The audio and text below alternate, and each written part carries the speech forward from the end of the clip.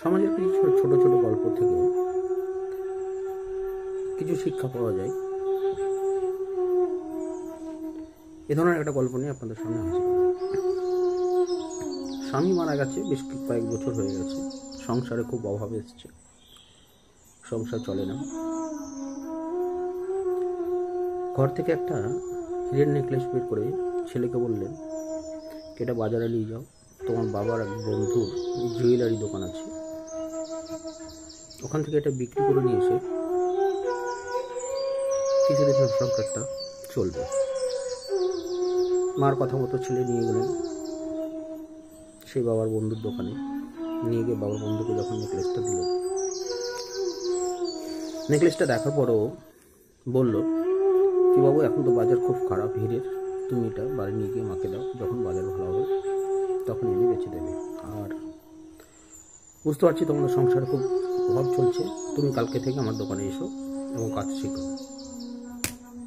ঠিক ছেলে তার পরের দিন থেকে দোকানে গেল, কাজ শিখতে থাকলো, বেতন পেল, সংসার চলতে থাকে এবং কাজ করতে করতে এতটা অভিজ্ঞতা জন্মালো কি ও হিরে চেনার একটা মাস্টার হয়ে গেল।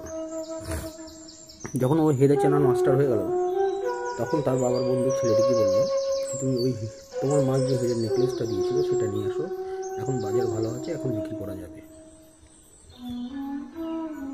যাই হোক, কথা অনুযায়ী হিরের নেকলেসটা বের করে যখন মার কাছ থেকে ছেলে নিল, দেখছে হিরের নেকলেসটা নকল, মানে হিরে নকল। দৌড় দিয়ে কাকার কাছে আসলেন, বললেন, কি কাকা, আপনি তো সেদিনই বুঝতে পেরেছিলেন হিরেটা নকল, তো সেদিন আমাকে বললেন না কেন? দেখো বাবু, আমি যদি সেদিন তোমাকে বলতাম তাহলে তোমার মনে একটা সন্দেহ হতো, না জানি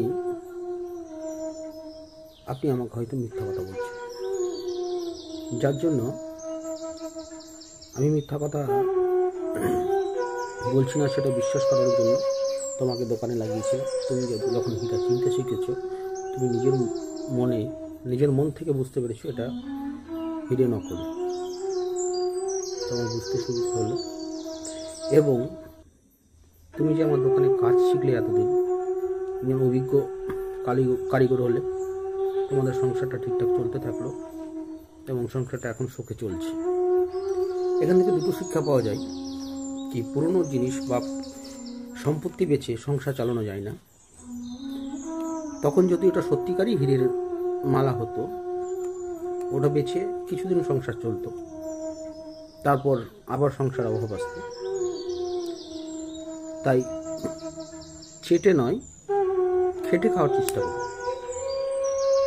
ধন্যবাদ। একদিন মজুর মাটি করতে করতে একটা কাঁচের টুকরো পেয়ে যায় এবং ওই কাঁচের টুকরোটা পেয়ে যাওয়ার পরে ও তেমন কাজে লাগবে বলে মনে করে না। যাই হোক, তবুও গাধার গলাতে ঝুলিয়ে রাখে। দিন শেষে বাজারে যাই, বাজারে গিয়ে একটা মুদি দোকানের সামনে দাঁড়ায়। মুদি দোকানদারকে বলে, কি আমি এই পাথরটা বেচে দেবো? মুদি দোকানদার বলে, পাথরটা তো কোনো দাম নেই, তাও দেখতে ভালো লাগছে, দিয়ে আমাকে 50 টাকা দাম দেবো। তো 50 টাকা দিয়ে মুদি দোকানদার ওই পাথরটা কিনে নেয়, কিনে নিয়ে দোকানের সামনে ঝুলিয়ে রাখে। বেশ কিছুদিন পর এক হিরে ব্যবসায়ী এসে ও দোকানে কিছু কেনার জন্য আসে এবং ও পাথরটা চোখে পড়ে যায়। চোখে পড়ে যাওয়ার পরে ও বুঝতে পারে এটা হীরা। মুদি দোকানদারকে বলে, এটা তুমি পেলে কোথায়? আমি যেখানেই পাই, আমি এটা বেচে দেবো, 50 টাকায় কিনেছি, 100 টাকা হলে আমি বেচে দেবো, পরিষ্কার বলে দিলাম। হিরে ব্যবসাটা ছিল খুব চালাক। সঙ্গে সঙ্গে ও বললো, না 80 টাকা দেবো, হলে দেওয়া, নাহলে বাদ দাও। যাই হোক, ও বলে চলে গেল। পরের দিন আরেকজন স্বর্ণ ব্যবসায়ী এসে ও বুঝতে পারলো 100 টাকা দাম চাইলো, ওই 100 টাকা দিয়ে নিয়ে চলে গেল। পরের দিন ওই হিরো ব্যবসায়িকটা লোভে এসে জিজ্ঞেস করলো, তোমার ওই পাথরটাকে? আমি কালকে 100 টাকা দিয়ে বেঁচে দিয়েছি। তো ওকে জিজ্ঞেস করলো, তুমি জানতে ওটা কি? মুদি দোকানদার বলছে, না আমি তো জানতাম না ওটা কি, আমি জানি একটা সামান্য পাথর। বলে, ওটা হিরে ছিল। মুদি দোকানদার বলল, হিরে ছিল তো আপনি জানতেন, আপনি কালকে কিনলেন না কেন? তাহলে বোকা আপনি না আমি।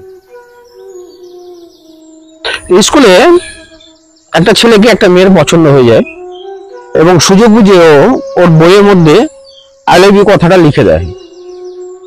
মেয়েটা ক্লাসে এসে যখন বইটা খুলে তখন ও লেখাটা দেখতে পায় এবং ও খুব রাগ হয়, স্যারকে বলে দেয় এবার স্যারকে বলে দেওয়ার পরে স্যার ওই ছেলেটাকে পানিশমেন্ট স্বরূপ 1 সপ্তাহ সাসপেন্ড করা হয়। মেয়েটা 1 সপ্তাহ চিন্তা করে হয়তো আমি ছেলেটার প্রতি অন্যায় করে ফেলেছি, এবং মেয়েটাও ছেলেটাকে মন থেকে ভালোবাসতে শুরু করে।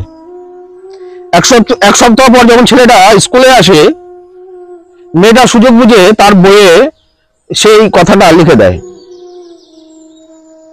কিন্তু দুঃখের কথা হচ্ছে এটাই কি 1 বছর হয়ে গেলেও মেয়েটা তার কোনো উত্তর পায় না। কারণটা হচ্ছে কি জানেন? ওরা আপনাদের মতো যারা বই না পড়ে শুধু মেয়েদের পেছনে ঘুরে বেড়ায়, প্রেমের জন্য ঘুরে বেড়ায়, ভালোবাসার জন্য ঘুরে বেড়ায়, কিন্তু